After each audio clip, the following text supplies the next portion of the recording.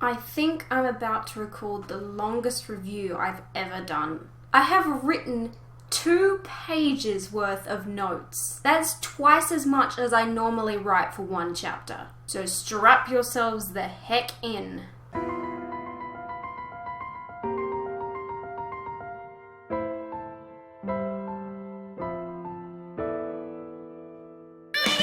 Hello again everyone, I am Shinoob and welcome to my review of RWBY Volume 3, Chapter 11, Heroes and Monsters. By the way, in case you don't remember, the title for this episode is a direct quote of Ruby's from back in Volume 1, when she was talking to Blake about the books Yang used to read to her as a child. This chapter was full on. Not okay didn't even begin to describe my emotions after watching this chapter. If you missed my reaction to this chapter, I will link it in the video now. I wasn't even sure how I was going to review this chapter just because so much happened. But I think I'm just going to do it as per normal and pretend that this chapter didn't rip out my heart and tear it into a million pieces. Screw you, Miles and Carrie. So let's just do this. The chapter begins with Ruby on top of a ship fighting some Grimm. Then Neo shows up, changes her outfit Mystique style, and snaps a picture of Ruby with her scroll. Then sends it to Roman with the caption, "Guess who?" And Roman is obviously vaguely annoyed.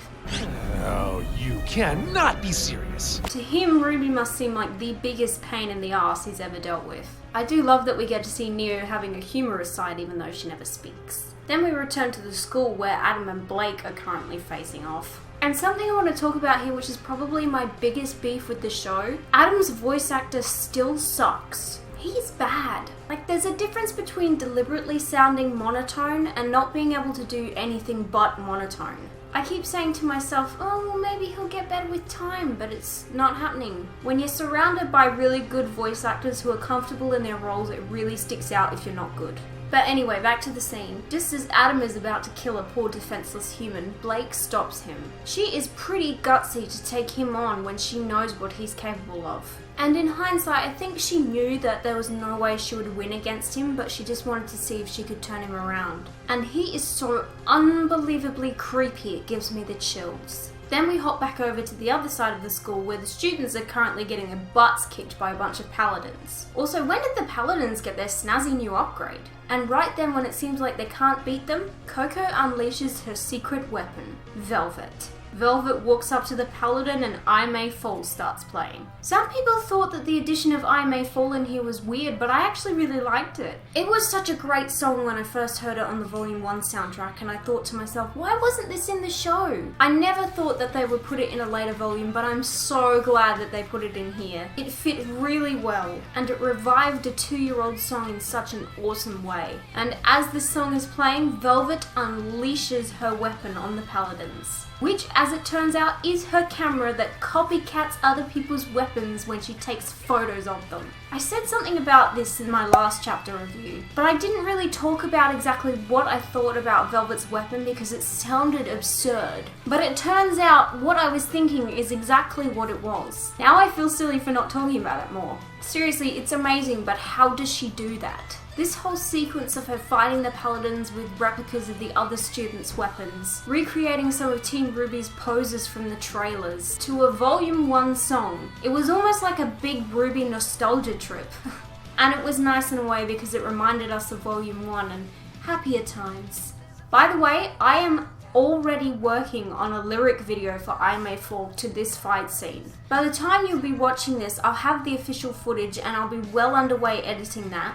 And guess what? Because it's I May Fall and it's on the Volume 1 soundtrack, I don't have to wait till the Volume 3 soundtrack comes out before I can release it. So by the time you're watching this, it should be out very soon. Then after Velvet unleashes all her awesome, she gets punched in the face by one of the paladins. And Weiss has had enough and she runs over to rescue her, and on her way, her summoning glyph appears behind her and she ends up summoning the arm and the sword of the knight she fought in her trailer. And that sword cuts through that paladin like a hot knife through jelly. We all knew this was coming, but it was still pretty cool to see. And then Velvet snaps a cheeky pic of her standing there with her summon. Velvet just rapidly became one of my favourite characters. Back to Ruby's current situation, she is actually holding her own against Neo and Roman. I'm impressed. Mind you, Neo and Roman aren't being nearly as brutal on her as they could be. I love when she's hanging off of the ship by Crescent Rose and that Nevermore flies up and she just kicks it in the face and it flies away. Nevermores don't scare her. And then she reaches up and presses the button on Neo's parasol and sends her flying away like Mary Poppins. That was really clever of Ruby to do that. I wouldn't have even thought of that. Roman doesn't seem too happy about Neo flying away. I wonder where she landed. Ruby's little power speech there where she says, bet on that. We will stop them, and I will stop you! Bet on that! It was a nice little moment for her. And then it's immediately shut down when Roman kicks the crap out of her. And right here, he fires a bullet from his cane and then uses the other end to grab it in midair and swing it around. Come on. I know this is Ruby. I know this is fictional. I know we've seen some crazy crap on this show. I know we just saw some more crazy crap with Velvet. But come on. Grabbing a dust round out of mid-air with a cane just seems a little bit far-fetched, even for a world as crazy as this one. And then when Roman is right in the middle of his little monologue, he gets gobbled up by a Griffin Grimm. I didn't even realize at first what had happened. It took me a second because it happened so fast and Roman was there 1 second and gone the next. I was just like, what? Really? Roman's dead? Roman. Like one of my favourite characters in the show. Like frickin' Lord Farquaad in Shrek. That was just odd.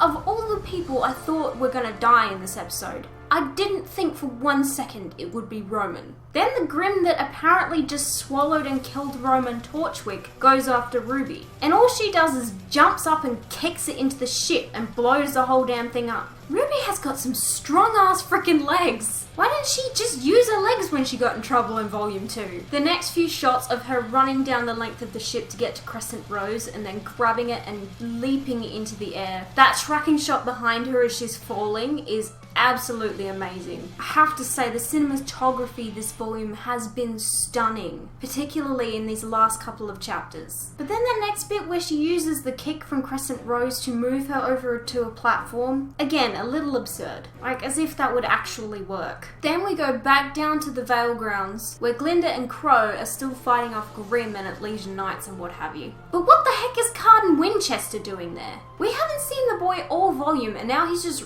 randomly in this scene. It almost feels like he's in this scene just so that he's in the volume. I don't think anyone really cares about Team Cardinal that much to just randomly stick him in there. But more importantly in this scene was Ironwood emerging from the smoke of his crushed ship. I knew he wasn't dead. His nice clothes are totally wrecked, but he's still on 2 feet, and one of them's a bionic foot. We see that not only does he have a bionic right arm and leg, but half of his torso is bionic as well. I'm not sure what the story is with that, but I don't think he would survive having half his torso blown off, if that's what happened to him, unless it just got so badly damaged that they had to replace it all. It does look cool as hell though, but I'm really curious to find out exactly what happened to him, especially looking at all the scars that outline the bionic part of his torso. And then immediately after Ironwood comes back, the next exciting thing we see is Crow's scythe. Fully transformed and badass looking. Also, I love that Crow's scythe has an older clockwork-like mechanism on it, and that it takes quite some time to transform. It really gives it the sense that it's a much older weapon than more modern ones. Glinda, Ironwood and Crow have a short conversation before Ironwood's ship goes tumbling down into the buildings nearby. And as the ship goes down, all of the machines that were being controlled by it were deactivated. That was resolved quickly. I mean, that does away with the robots, but there's still the Grimm and the White Fang to worry about. And then this is where the fun ends. We go back to the students after their victory against the Paladins. Yang runs up and has a short conversation with Weiss saying that she needs to go look for Ruby and Yang will meet up with Blake. And Weiss just gives a little thumbs up. She's totally exhausted. Then we go to the vault underneath the school where Ozpin, Pyrrha and Jean are currently making a beeline for Amber. You can tell here that Pyrrha wants to explain to Jean what's going on, but there's just no time. Ozpin tells Jean to stand guard, and he tells Pyrrha she has a choice to make. But really, she has no choice now, and she knows it. So she prepares to become the Fall Maiden. Back to Blake and Adam. Blake is clearly very upset at seeing exactly what her beloved mentor has become. She fires twice at him and he absorbs the shots with his blade, and his hair and clothing light up just as they did in the Black trailer. So it's obvious that the way he uses his sword has a lot to do with his semblance. As much as I hate to agree with the bastard,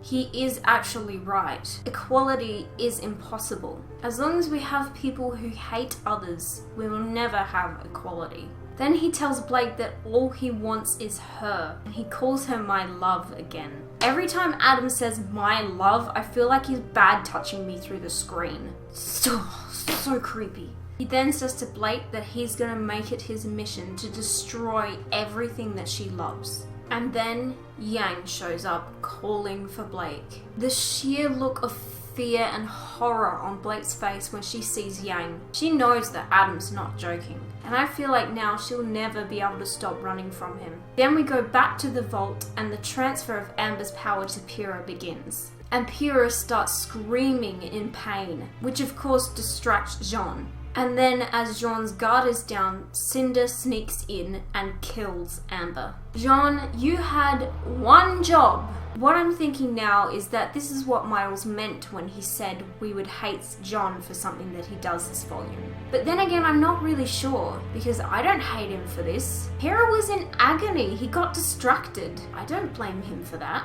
Besides, Cinder could have just blown straight through him and gone to Amber anyway.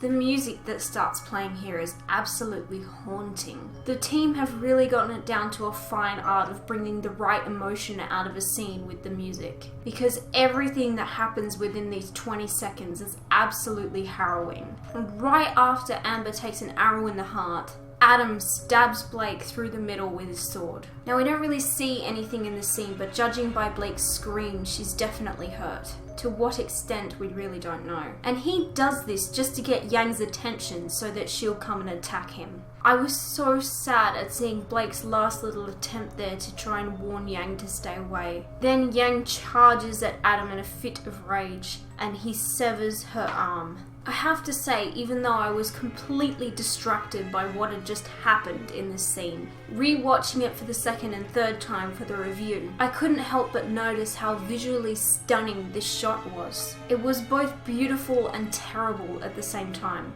which is really hard to accomplish. This whole episode was visually stunning. Then after that happens, Amber dies and the vault goes dark. And we briefly see the pure shock on Yang's face as she's falling before she hits the ground unconscious. Obviously, she didn't expect Adam to have that kind of power. She expected she was going into a fight. But we've never seen anything like Adam's power before. What kind of a semblance can cut straight through aura like it's not there? I want to talk about the glowing yellow effect on Yang's arm as she's falling through the air. I believe it's just an effect of his semblance, much similar to what we saw with the robot in the Black trailer. I don't believe it's Yang's aura, and it's certainly not there to mask the gore, because as we see in the chapter 12 preview, it shows Yang with a bandaged up arm and there's blood.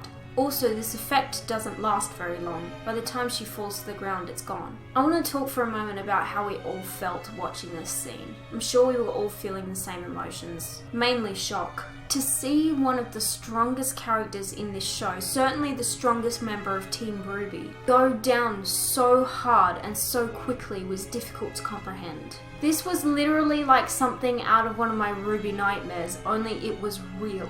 It was actually there in the show. For a split second, I actually thought I was dreaming when I was watching it, because it's very similar to things that have happened in my RWBY dreams in the past. I still can't believe they did that to Yang. I was totally not prepared for that. As Amber dies, her power then transfers to Cinder, seeking out its other half as Ozpin and the others thought it would. Now this was an enormous gamble for Cinder. She didn't know for sure that Amber was the last one that she thought of before she died, and she didn't know for sure if the power would seek out its other half. It was a risk, but it was one she had to take. She may not have gotten another chance. Jean and Pyrrha are no match for Cinder now, as Ozpin says they'd only get in the way. He sends them off to find the others, saying that the tower cannot fall. Now, he's talking about the CCT tower, because as we saw in the World of Remnant about the cross-continental transit system, if one tower in one of the kingdoms goes down, the whole system collapses. If I was going to destroy a world and all the people in it,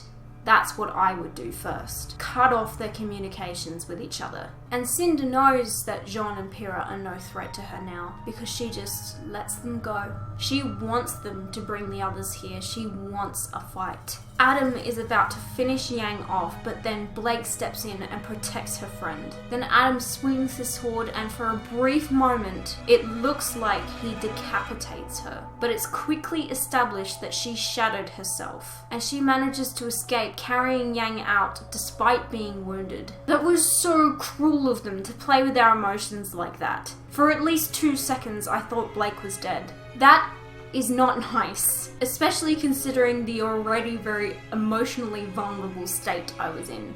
It's clear to us all now that Adam is a complete psycho. All he wants, all he cares about is pain and suffering for the people he believes deserve it. We never truly understood the extent of his madness until this moment. There's absolutely no empathy left for Adam. Then we're back to the vault for the final scene of the chapter. Cinder seems almost angry when she speaks to Ozpin. Is she angry with him, or is she angry that she didn't figure out that Amber was beneath them the whole time? She says she was right about you. There's been much speculation as to who the she's talking about is. There's a few possibilities. There's the possibility that it's an entirely new character we haven't met yet, though not very likely. There's the possibility that it's Raven. A few of the things I've seen over this chapter lead me to believe that Raven has thrown her lot in with Cinder, or she's at least not on the same side as the good guys. Or it could be the mysterious woman that was narrating at the beginning of Volume 1 talking to Ozpin,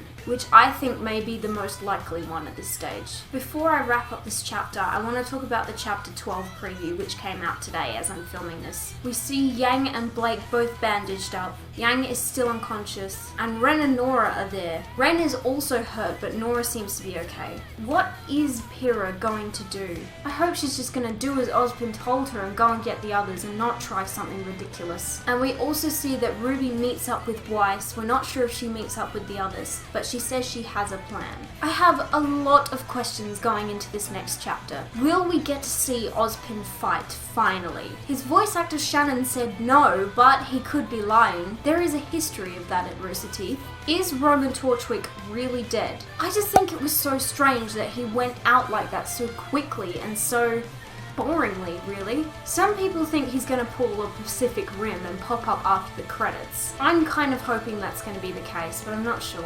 Will the CCT tower fall? At this moment, all signs point to yes. Are Bumblebee going to be okay? I really hope they are. Will the students make it out of there without any more casualties? What will Ruby and Weiss's reactions be to seeing Yang and Blake hurt? What will Adam do now? Will Crow, Ironwood and Glinda make it to Ozpin in time? Will Ozpin die in the next chapter? Where's Neo at? What exactly will happen if the tower does fall? Where will the citizens and students of Vale go? How is this going to end? Also, where did Zwei go? So many questions, and there's just not enough time for answers. I really have a bad feeling that this volume is going to end on a cliffhanger, because there's just not enough time to wrap all this up in one chapter. I don't see this volume having a very satisfying conclusion. I feel like it's going to be a maddening wait between chapter 12 and the beginning of volume 4. There's only so much Supernatural and Game of Thrones between now and then.